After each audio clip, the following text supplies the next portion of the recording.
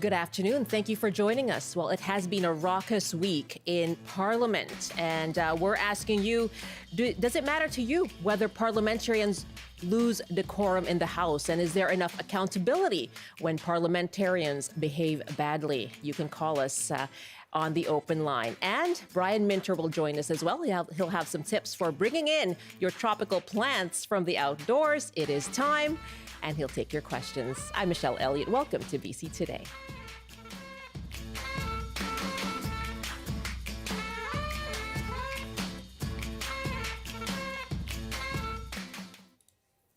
It has been a raucous week in Parliament. Starting with last Thursday, September 19th, Conservative leader Pierre Poilievre stood up to ask his questions of the government, but instead directed those questions at the NDP and the Bloc Québécois, asking them why they wouldn't support his motion to bring down the government.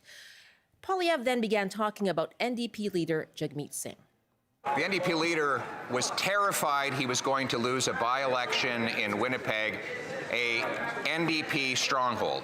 So he put out a Hollywood production where he claimed he had torn up the carbon tax coalition onto which he had signed up, that he was going to stop fighting for his pension and start fighting for the people.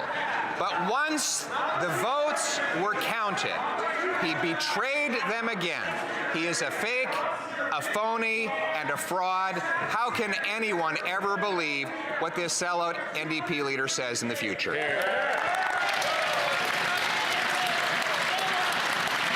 As the clip continues, microphones are cut in the broadcast feed. It's at this point witnesses say Jagmeet Singh rose to his feet and yelled at Poilievre. Two MPs told CBC News Singh said, "I'm right here, bro." The audio is restored.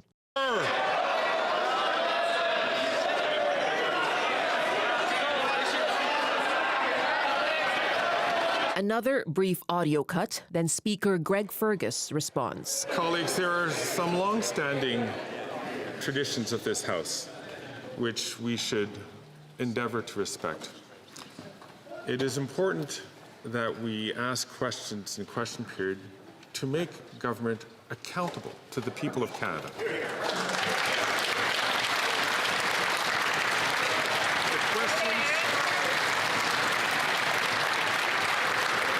The questions, by their very nature, should be pointed, should be tough, should be specific, and the answers should also be clear.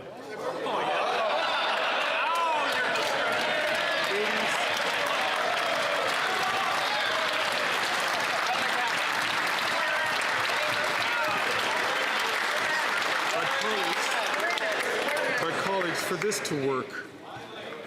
to work, we also have to make sure that we work within the rules that we have. There were some important questions which were asked, but were not related to the administration of the government. And therefore, there weren't responses to that. And it is important to make sure that we do that. We have so many other tools available to us as members to make the comments that we need to make outside of question period, to comment about how we want to do. Now, while the microphone was off, there were, I would suspect, although the chair didn't hear that, there might have been some strong words which were exchanged between members. I ask members to please remember that Canadians are looking at us.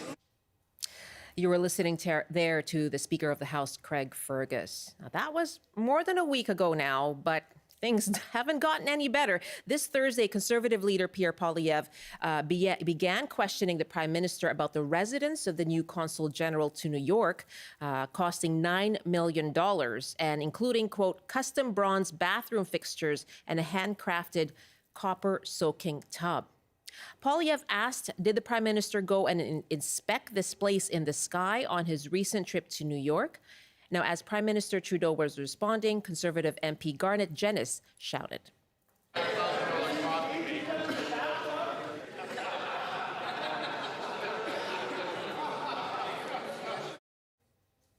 Now, if you had trouble hearing that, this is the quote from the Hansard transcript. Does he engage with them in the bathtub? Here was the response from Justin Trudeau. We're used to casual homophobic comments from the other side of the House. Mr. Speaker, what is it about the...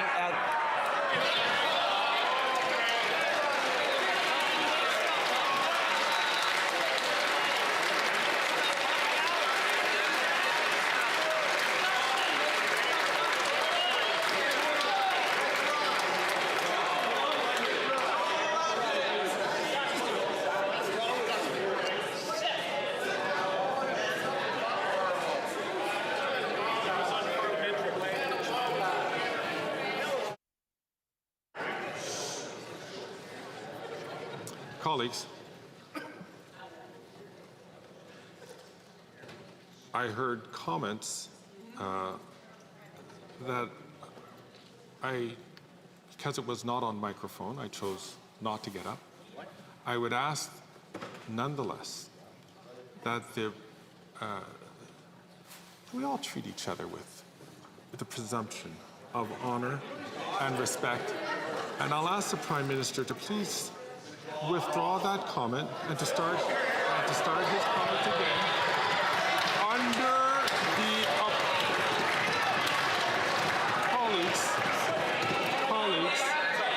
colleagues. I heard a comment, as I said, which I could not stand up because I did not know who said it. But we should be. But colleagues, I don't appreciate when we would tar the entire members with that concern. And I'm going to ask the honourable member, please, to withdraw that comment, start his question again, and let us presume the better natures of all members of Parliament here. The Right Honourable Prime Minister from the top. Mr. Speaker, standing up to bullies requires us to call them out on their crap sometimes, and that's what I will do.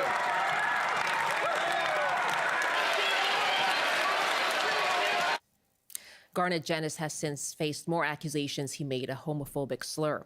He denies that was his intent. Here's what he had to say the next day. So following questions from the Leader of the Opposition about a $9 million luxury condo purchased by the government, and in particular identifying among the features of that condo a luxury bathtub, the Prime Minister ignored reference to those features and instead spoke about the engagement done by the government internationally. Right. And the Hansard shows the exchange, and many of the comments about made on Twitter about what was allegedly said don't reflect what's in the Hansard.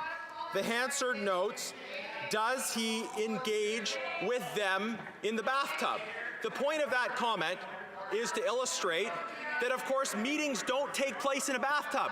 A luxurious bathtub has nothing to do with meetings. The Prime Minister's answer had nothing to do with the questions, but it had nothing to do with sex. I wasn't thinking about sex at all. In your mind.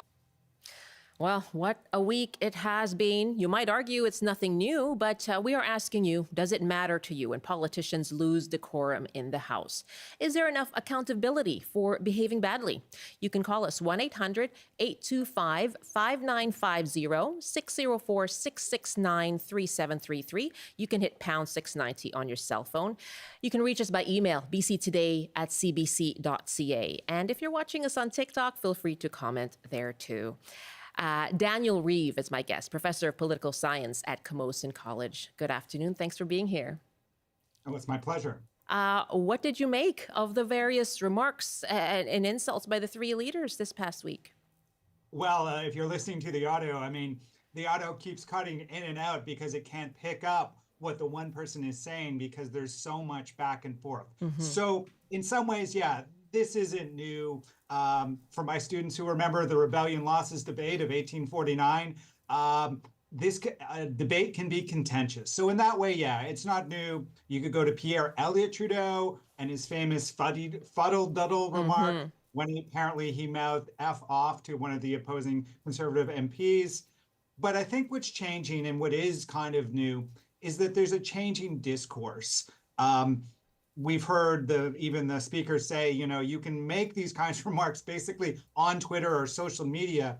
But I think what's happening is that our language, our public discourse, even the language of work or workplaces has changed a lot over the last 50 years even. And the parliamentary standards that are set by Parliament are standards that are becoming a little more distant from everyday conversation. Just to put it more simply, people swear more now than they ever did 50 or 100 years ago in a common space because it's more socially accepted.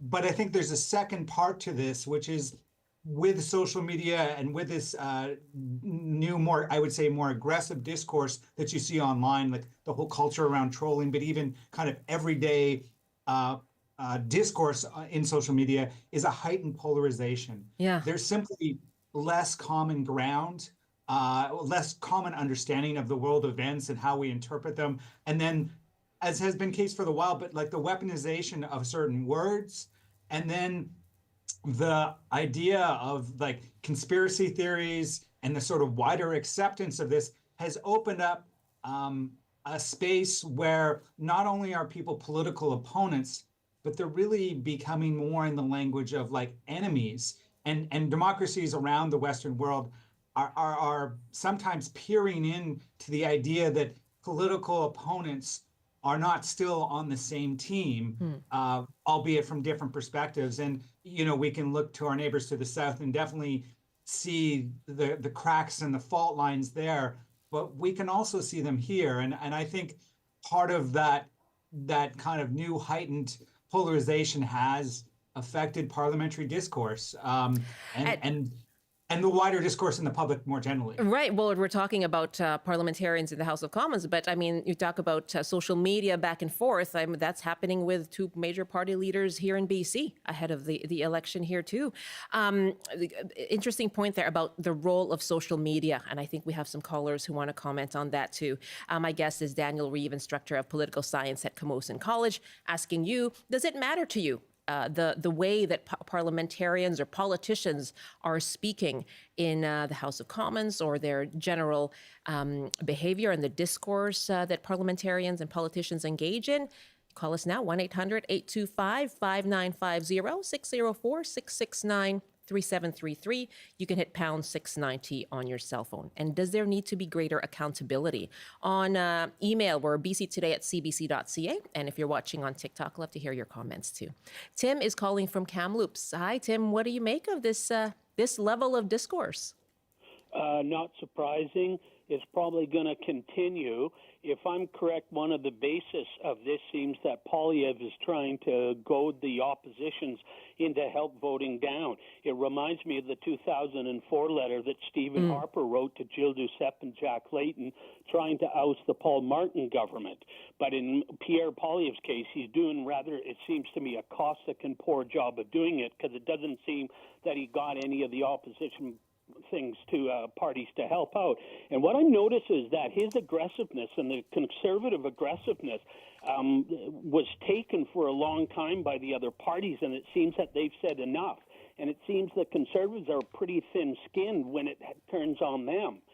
So it'll be interesting to see how long this goes. Thanks. Thank you very much, Tim. Putting it into the context of the attempt at the non-confidence motion and the non-confidence vote there. Thanks so much for the call, Tim. James is next at Spence's Bridge. Does it matter to you? Is this important to you, James? Oh, yes, it is. I've been watching parliamentary debates on and off for 45 years. And when school teachers pull their kids out of the parliamentary galley, and school teachers are disgusted along with the kids, disgusted in our parliamentarians, you know there needs to be major change. The parliamentarians are showing poor leadership by example in this country, and it's filtering down to other people. And it might be time to elect the Speaker of the House and upgrade the rules, of course. Democracy Watch has been trying to upgrade the rules in Parliament for decades. You think he's having a hard time enforcing the rules? Well, they're terrible rules if people can yell like that. He should be able to press a button and some hot seat zaps the politician or something, I don't know, to calm him down. put them in order. James, that's I just want to make one more comment. Only when the people are in control of the government through a process of legalized real democracy will we have a better parliament, a calmer house. great to hear from you, James. Thank you so much. You're welcome. Interesting point there about the speaker, Daniel. He tried several times, saying let's behave in a manner that is befitting the constituents whom we represent. What are the tools in front of him, and has he been employing them? Well, he has threatened to use the tool. So typically, if a member of the parliament makes a remark that the speaker deems to be unparliamentarian, the speaker will ask that member to apologize or to at least ask that remark be removed from the record. If the member doesn't, then the speaker has the right currently to basically withhold them from asking or intervening in further questions. And that's a tool that's been used on and off throughout, parliamentary history. And it's a tool that the speaker tries to use judiciously. And there was some question last week whether the opposition leader didn't apologize for certain remarks, and should they be disqualified of the right to ask a certain number of questions. I believe 3 questions were removed from Poilievre's slate as a penalty, but Poilievre did not ask, because typically what will happen, an MP will sort of say something and then ask that either apologize to the House or ask that those remarks be removed and then kind of go forward. But if they don't, the speaker typically can kind of remove the right to speak, at least temporarily. Okay. Chris is up next in Cranbrook. Hello there, Chris. Hey there. How you doing? I am well. What do you make of what you've heard from politicians this week? Well, there is a lot of discourse in Parliament. And I think it becomes of one person. And I think the one person took a page or... Okay, who are you talking about here? Mr. Poilievre. Okay. Out of Donald Trump's book. Okay? Like, you belittle your opponents. Okay? You call them names. And this week we've heard, last week as well. Pardon me, I'm sorry to jump in, Chris, because there has been, what the NDP leader did, which is quite unusual, stepping into the aisle, and he was reported to have said, "I'm right here, bro." You heard the Prime Minister there using the word crap. I'm quoting him directly there. So, what do you make of what that's led to then? There's no governance. Is that the right word? Governance? Sure. In the Parliament.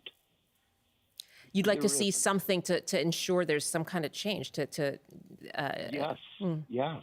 Because, years ago, when they'd have an argument in Parliament, but, they'd all go out for lunch after the while and have a cup of coffee or, and do this. But they're not doing that now. That's what everybody. Yeah. And it's like 4 tribes of monkeys. Okay, Chris, I'm going to stop. Let's stay away from name calling as well. But thank you very much for your point. Chris is next in Chilliwack now too. Hi there, another Chris. Thank you for calling. Hi there. Thank you. Yeah, if we all link rings, we become one super Chris. There's many of us. Chris says. In any case, I just was listening to the rhetoric, and I always have my ear to politics around the world, but especially in Canada. It's where I'm from. And the pride I feel for my home has diminished so much in the last decade or so. I agree with Chris. It's especially due to the fact that our own politicians are now adopting American-style politics, especially now that MAGA is so popular. And I just don't think that anyone listening, especially myself, I have my little grandson running around the house right now, and if they spoke to anyone in the way that I hear politicians speak to each other, I would try to make it a teaching point or a learning a chance for them to learn. You expect more, yeah. Yeah, and I see politicians, like, whether or not this MP believes that they were being homophobic with their comment, the fact is it was homophobic. And so for them to just pretend as if they don't understand that, and that's how I feel it is, what I feel it is, it's all posturing now. It doesn't seem political to me. It seems more like capitalism out of control, because I don't see politicians working for me specifically anymore. I only hear them talking about themselves, and so I have no political affiliations anymore. I can't. Chris, I wait. Yeah. It's I can hear the frustration in your voice. Thank you so much. I'm going to do one last call here, just very quickly, Grant, if you would. Do you think they should be held accountable, and how so? The politicians, you can't lose your decor in the House because they're paid public officials, and you got to remain classy, professional, and have an executive type attitude, and not be rude and disruptive and arrogant and unclassy. It's not what I'm paying these leaders to project. To the taxpayer, accountable to the taxpayer. I have about 30 seconds, Daniel. What can taxpayers do? What can the public do to expect more from politicians? Well, I think part of it is some of the things your listeners have said, which is demand more from your politicians and expect them to be more professional. But I think there was a point that James made about filtering down, that their poor example filters down to the public. But I also think that it flows the other way too. Politicians who are good at their craft are listening closely to what people are saying. And for them to connect with their populace, a lot of that messaging is filtering up. So while politicians bear a responsibility to this, so does the general public. And I think that's the other side of the coin. Really, that's a really interesting point. Daniel, thank you so much. Good to talk to you again. Daniel Reeve, instructor of political science at Camosun College. Well, we have a provincial election here, October 19th, coming back to BC, and we've been trying to find out what is the top issue for you. I had the pleasure of heading out to Metrotown Mall in Burnaby last night and talked to folks about their issues and concerns. Here's some of what we heard. The services we get are not good enough. Medical system, I'm really sorry, but it's not good enough. When I see better future, I don't see it just for myself. I see if, as a community, everybody grows in it. So it shouldn't be so bad for everybody out there. Social housing, a basic income would be good. I know that nationally it's probably not going to happen. I just heard about that, but provincially would be a really nice thing because we live in an inappropriately expensive region right now. I've had a family doctor my entire life. I've lived in Canada as a citizen my entire life, and now I've got no family doctor. It impacts me because, I'm 66 years old now. I have health issues that, start to happen when you're old, and I'm not getting proper medical care because I don't have a family doctor. Got to be the teacher shortage, I think. That's a big concern for me. I am an educator, and right now we just don't have enough people in the Lower Mainland. It's a real concern. What's a day like for you? How are you affected by that? Oh, gosh. Well, I tell you, all the time we have people who don't show up, and that happens. You're sick, you're away for whatever reason. But when that happens, we need someone else to come in and fill the ranks, and that just doesn't happen. We oftentimes have to pull the music teacher. We have to pull extra staff that's supporting students that have special needs, language challenges, and things like that. And so it becomes a real problem when there's not enough people in the schools to help them operate.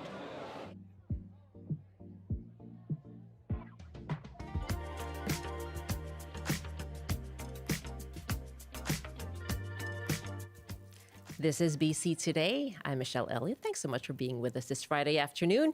And it is a second Friday, which means Brian Minter will pay us a visit, and he'll take your gardening questions, as always. That's coming up after the CBC News Update with Robert Zimmerman.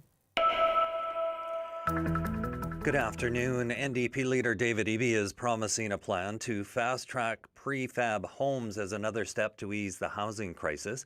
While campaigning on Vancouver Island today, Eby promised that if elected, his government would cut red tape and streamline regulations. The plan would be to work with the factory-built industry, First Nations and municipalities to to make a framework letting builders know what is required in communities. For the second time this week, a shortage of doctors has forced the closure of the ER at the hospital in Lillooet. It will not reopen until tomorrow at 8 o'clock in the morning. Since 7 last night, anyone needing urgent care has been told to travel to Kamloops or call 911. And Christine Sinclair has announced she will retire from playing professional soccer at the end of the season. Sinclair says she will play out the National Women's Soccer League campaign with the Portland Thorns, set to finish the regular season November 1st. And now the forecast. Wind warnings are in place for the Peace and much of the central interior. On the north coast, a chance of showers this afternoon with a high of 11. Highs to 14 with a mix of sun and cloud in the Peace. In the central interior, some sun and cloud with a high of 14 as well. Highs up to 23 with sunshine in the Kootenays. In the southern interior, mainly sunny with a high of 22. And for Metro Vancouver, Greater Victoria, and the Fraser Valley, lots of sunshine this afternoon with highs around 19 degrees. That's your CBC News update from Vancouver. Thank you very much, Rob. You're welcome. Rob Zimmerman in the CBC Vancouver newsroom. Now, Monday is a National Day for Truth and Reconciliation. BC Today will be off the air, but do tune in at noon for Heart Speak, which is a show all about language rooted in Indigenous lands, histories, and cultures. And on the national and the early edition, you will see and hear a documentary about a program that connects Nisga'a people to their traditional territory in the Nass Valley. Reporter Wamish Hamilton followed participants in the program, and it's called Journey Home. Rosalie Vickers looks like the auntie you'd run to for a hug if you were a kid and scraped your knee. Which might explain why she's able to get a chuckle out of a woman she's only recently met. It's a sunny morning and Rosalie is standing with a cluster of families near the corner of West 10th Avenue and Canby Street in Vancouver. They've got luggage with them. And your stuffies and the iPads. They're waiting to board a coach. Rosalie is meeting a lot of new faces today. But there is one thing they all have in common. They're members of the Nisga'a Nation. If anybody wants to go in a circle and we'll have a prayer. That was the start of a radio documentary reported by CBC's Wamish Hamilton. It will air on the early edition on Monday at 8:10 and more on the National.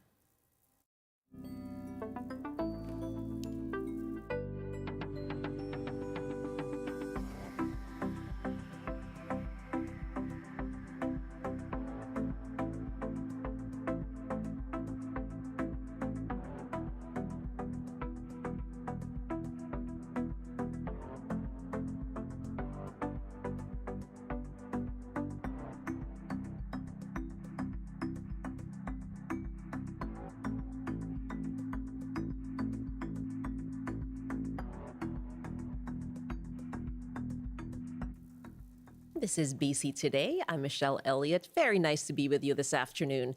And our gardening columnist, Brian Minter, is here to take your questions about all things gardening. He has some tips as well for bringing in those tropical plants. I know it feels like maybe you don't want to, but it is time. You can call us now with your question, 1-800-825-5950, 604-669-3733, or you can hit pound 690. By email, we're at bctoday@cbc.ca. And on TikTok, you can just post your question there as you watch. Thanks so much for joining us. And Brian joins me now from Country Garden Limited in Chilliwack. Hi, Brian. Hey, Michelle, wonderful to speak with you. And as we talked this morning, a lot of folks right now, we've had pretty good weather for September. I mean, night temperatures have been, really above normal, and the daytime temperatures are great. And they're thinking, well, those plants can stay on the patio for quite a while. Yeah. And bask. Not. That's right. Not any longer. No, the sooner we can get a lot of our plants, it would keep inside over the winter months, back inside as soon as we can, would be really important right now. But there's three things that we have to really pay attention to. Number one is the fact that when you bring a lot of your plants in, you're going to have some passengers along. Probably a little bit of fungus disease, maybe a little bit of mildew, maybe a few insects, mealybug in particular is out there. So first thing I would do is examine your plants before you bring them in. And in many cases, sometimes taking the leaves off is an easier solution because they will regrow inside in a new environment they're going to be in for the next 4 or 5 months. But really check the plants out very carefully. And I mean, check the leaves. That's where the problems are going to originate. Now, if there's any disease on your plants or insects, sometimes garden sulfur is available. There's organic forms of it, so nice thing to just clean them up if you have disease. But it's insects in particular. Some of the aphis might be in the bottom side of the leaves. Could be a little bit of whitefly. Mealybug is the big one. The little fuzzy things you see at the nodes of plants. And I would treat them organically with horticultural oil is probably the best overall spray to put on, and use the growing season ratio because it's the dormant ratio as well. We don't want that, only the growing season ratio. Second thing is Trounce. It's a safer soap product that is kind of a cocktail of all the fatty soaps, and a few sprays will really get your plants cleaned up and ready to come inside. Now, when they come inside, dramatic change for them. It really is going to be, significant. So the rules are wherever you can find the coolest location in your home, near a window would be great, especially east facing or north facing would be best. And the second thing is making sure that you can get them into this location. And it's quite an adjustment for them. So you may have to miss the foliage a wee bit it's been very humid outside, not so much inside, and it's going to get worse as the heat comes on and the furnace comes on. So that's an important issue. Now, once you're inside, Michelle, it's important to no repotting.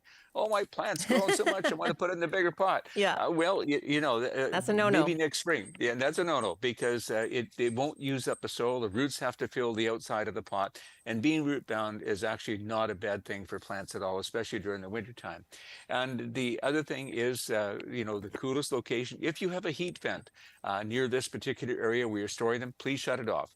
And if it's near a furnace, we don't want to be anywhere near a furnace. Nice to have, not so good for plants. It sucks away humidity. Yeah. And but other than that, if you can just get them adjusted to indoor situations, after about 2 or 3 weeks, they'll start to regrow and everything will be fine. Couple more things, Michelle. A lot of the plants that we have outside might be a hibiscus. They'll be okay, but perhaps it's a fuchsia that you wanted to keep. Maybe it's a mandevilla that you absolutely love and don't want to lose. What you want to do with these guys here is cut them really back hard, prune them hard before you bring them inside, because a lot of those are viney and so on. The harder you prune, the better the plant's going to be, and strip all the leaves off. Make sure the leaves are dormant, and then new ones will come out beautifully with no problem at all. The other thing this time here, we want to remind everyone that we have a Christmas cactus or zygo cactus outside now. Because they're getting cooler temperatures, that's initiating buds. And so, really the first ones around Thanksgiving, the American Thanksgiving, which is about a month later, that's when they're designed to bloom. So if you bring zygo cactus inside right now, mist them with water. They're a rainforest cacti, so they like a bit of moisture, not being bone dry, but keep them cool as you possibly can. And in some cases, you might put them back outside because they need that cooling temperature in order to set buds. And once on the very tips of the plant, you see the buds forming, then you can bring them back outside to open up. Last thing here, poinsettias. A lot of folks save the poinsettias it's from last coming. year. Yeah. It is. And actually, from November 22nd, 23rd, 24th, that's the beginning of a time where they need 12 hours of complete darkness at night. So 6 o'clock at night, if you don't mind putting your poinsettia in a dark closet, would be great until 8 o'clock the next morning. That'll give them the light they need, or lack of light they need, or complete darkness and you do that for about 3 weeks. And then when you'll see the leaves just starting to turn color, or the bracts on the poinsettias, they're going to bloom for Christmas. So just a little bit of a tip there. Yeah, get yourselves ready for Christmas. Love when the poinsettias come. Brian Minter is with me, and as always, he's taking your gardening questions. So you can call us 1-800-825-5950, 604-669-3733. Wendy is calling us from Grand Forks. Hi, Wendy. Thank you so much for taking my call. Sure, go ahead. Speak to you, Brian. I'm in Grand Forks. I have an acre of land, and I have a couple of real nuisance trees on my property. One is the honey locust, and the other is the Russian olive. I keep cutting them back, hoping to get rid of them, and they just keep coming back. I was wondering if there's anything I can do. I heard of something called pruning paint, but I haven't been able to find it. I'm told it's long gone, but I just wondered if you had any ideas for me to banish those trees from my property. Yeah. Okay, Wendy.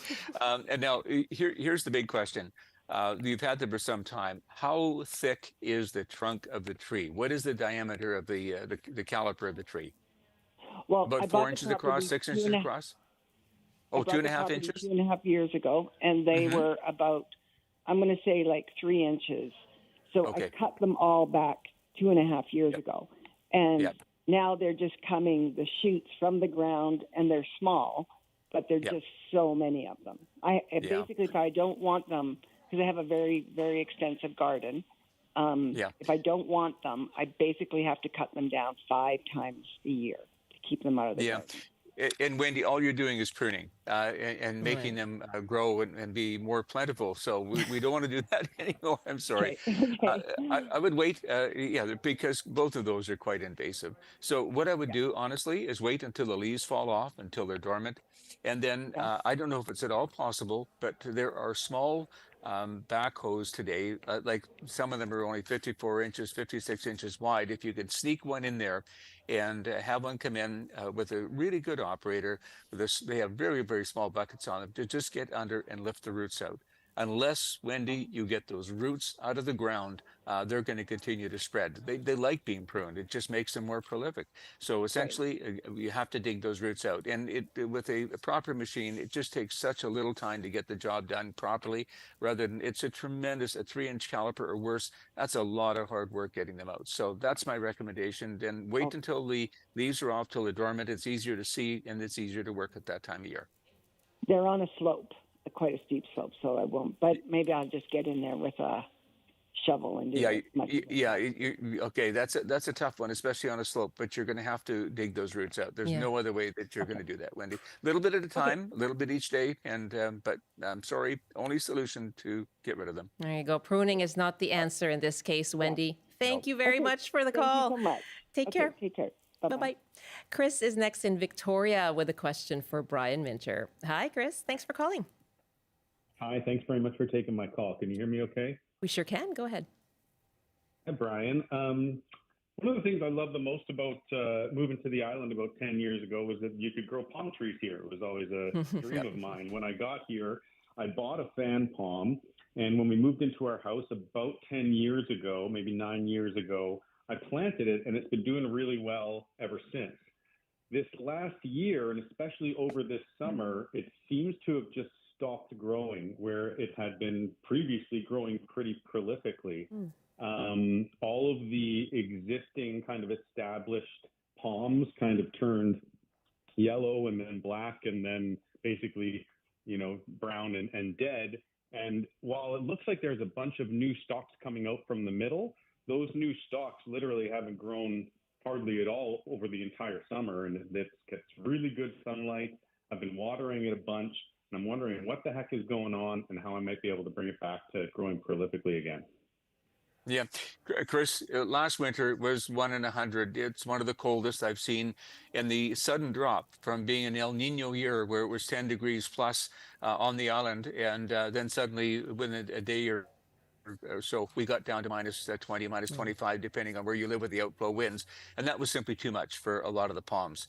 So the only way to deal with this in the future, at this point here, Chris, it's a wait and see. You don't know. It has to go through another winter again shortly, and until you see the spring, I mean, over time somehow they will survive, or they'll go backwards, one or the other.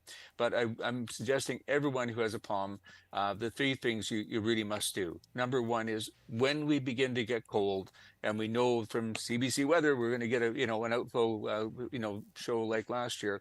What you have to do is probably get this product called Insulate. It makes a 10 degrees Celsius difference. And not only mulch around the bottom, I would do that with bark mulch because it insulates the roots and helps tremendously that way. But the insulate wrapped a couple of times around will give you that 10-degree protection. And on the island, that's pretty good.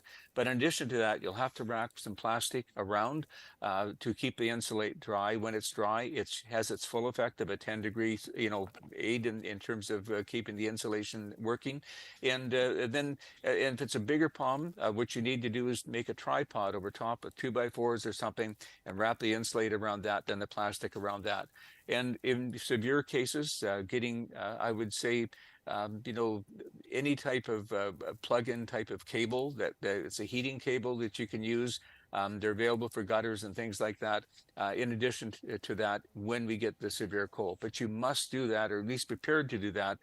If we get anything below -8, -10, you need to be right on it right away, and that's the only solution, Chris. In these extreme situations, you just have to do that. And wrapping the plastic around the insulate isn't going to suffocate it from oxygen or anything like that. It'll be fine, and you're doing that. No, that's a really good point. No, because you're not going to be doing it all winter. It just simply for the severe cold spells to make sure that they'll be able to tolerate that those extremes when they come in the short periods of time. But no, when everything's over again, unwrap it and it's ready to go. But no, you must do both of those things to make sure it's going to survive in the future. It's really important, Chris. Yeah. Appreciate it. Thank you so much. Chris, thank you so much. Yeah. And that was a great follow-up question. How long would I do that for? So it's when we get into those cold spells. You'll get them back for next year. Fingers crossed, right? Thank you for the call. You bet. And let's take another call here. I'll put out the phone numbers again. 1-800-825-5950, 604-669-3733. You can hit pound 690 on your cell phone for your questions to Brian Minter. Ross is up next. Let's stay on the island at Nanaimo. Hi, Ross. Yeah, hi there, Brian. Hi, Michelle. It's Russ. Brian, I'm putting my garden to bed. It's a sad time of the year for people like me. I got a bunch of organic matter everywhere, leftover stuff from peppers and tomatoes and what have you. I'm wondering whether I should be composting that stuff in my backyard and using that stuff next year for similar plants, or whether I'm running into a risk of disease and viruses, and whether I should just get rid of it and throw that stuff in the green bin. Yeah, Ross, a really good question. Yeah. I'd be inclined to put it in the compost. Remember, when you're doing compost, you're doing layer cakes, so a bit of soil or a bit of leaves and that type of thing, then fresh vegetable material. So do that layer effect. That will make a difference, and make sure it doesn't get too wet. And when it's dry, make it concave, and when it's wet, make it convex so the water runs away. And sometimes putting plastic over it to keep it from getting sobbing wet over the winter, because the bacteria doesn't work as well. So yeah, I would compost it. Then it becomes valuable organic matter to put back into the soil. In the meantime, with the whole world now shifting to regenerative gardening, a couple of things, a reminder, all of us here, we can't leave our garden soil bare in the winter. This is the perfect time to get some winter crops on. You can use buckwheat, fall rye, anything you can put on to keep your soil from being bare. And sometimes even sprinkling a bit of hay or stuff on top that doesn't have weeds in it, or straw, will help yourself. But don't let your soil sit bare over the winter. And that crop cover is incredibly important. It really is. So those are some of the things I'd take a look at, Ross. Thank you so much, Ross. What a great question. I imagine a lot of the gardeners are saying, yeah, I'm putting this to bed now. A little sad, perhaps, but that's what you can do with your organic matter. We have an email here from Joanne who asks, is it too early to plant garlic on the southern tip of Vancouver Island? Michelle, that's a great question because it's all over the map. Our neighbors used to grow garlic. Literally. Yeah, that's right. Always had their crop in, I would say, by the end of August or latter part of August. It got a head start. They produce beautiful garlic. And we have other folks who don't plant it till late, even up north sometimes. The crop doesn't go in until, late September, early October. So it's an ideal time now to put it in. Remember, though, with garlic, make sure that you have a mounded, raised bed type of soil. they benefit from that. It's warmer up top, and that's absolutely crucial. And well drained, open pore soil is very important as well. But no, garlic is very, very hardy, and we did have a few issues in containers last year, but even last winter when it was so cold, folks really did get their garlic through the winter, and so now is a great time to put it in. There you go, Joanne. Off you go. Plant some garlic. Thank you so much for the email. If you want to send us your question, bctoday@cbc.ca. And Jim is our next caller now on Quadra Island. Hi, Jim. Welcome. Hi. Hi, Jim. How are you doing? Great. Thank you. Yeah, just fine. Go ahead with your question. I've got a couple questions about plants that aren't blooming the way they should be. One is a dogwood tree that I planted about 6 years ago in the fall, and it looks fine. It looks healthy and great, but it has never flowered. I've put rock phosphate in and was planted with lots of compost around and that kind of thing. I'm wondering if you have any hints about that. Yep, sure do. And from all my experience, Jim, it's not unusual for a dogwood, once it's planted, to get growing, get established. And if it's nice and healthy and doing well, it's getting lots of nitrogen. And you're smart about talking about putting some phosphates and rock phosphate around it and so on. But now is the time. So two things will spur that to bloom. And we're a little late right now because most dogwoods have already set their buds for next year. So go and take a look at the tips of the branches, Jim. That's very important. But I always recommend the organic 10-15-19. It is a 40% organic fertilizer around the drip line of the tree. I do that first thing when the leaves come out in the spring and midway through the summertime. But 10-15-19 is great. The other thing, Jim, you have to be a little mean to the tree if it's lazy in terms of getting blooms. That means in the summertime, if it gets really hot and lengthy periods of dry weather, please ease up in the water. Get the plant under stress. And when you start seeing the little leaves, curl a little bit, it's getting a little bit dry, the plant immediately thinks it's going to die, and its reaction is almost right away to start producing seed for next year. And to do that, it's got to flower. So a little bit of stress in the late summer and the 10-15-19. Jim, if you do that, I guarantee you're going to have blooms next year. I'm excited about that. That's right. Wouldn't that be great? Oh, yeah, I'm excited for you. I mean, just looking at those dogwood blooms, that's going to be lovely, Jim. Thanks so much for the call. We have another caller now, Bill in Vancouver. Hello, go ahead. Thanks for calling.